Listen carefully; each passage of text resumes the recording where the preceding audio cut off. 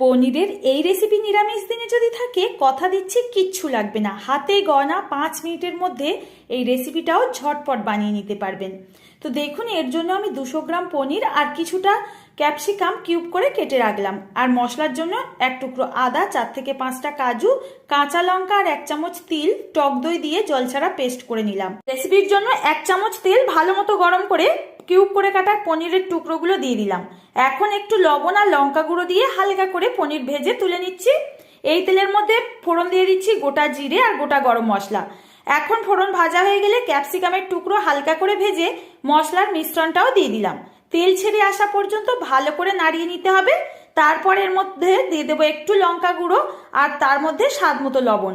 এইবার বাটি ধোয়া জলটা এর মধ্যে অ্যাড করে দিলাম আর পনিরের টুকরোগুলো দিয়ে হালকা করে নাড়াচাড়া করে 1 বাটি দুধ অ্যাড করে সামান্য চিনি আর একটু গরম মশলা দিয়ে নামিয়ে ফেলুন। ব্যাস রেডি।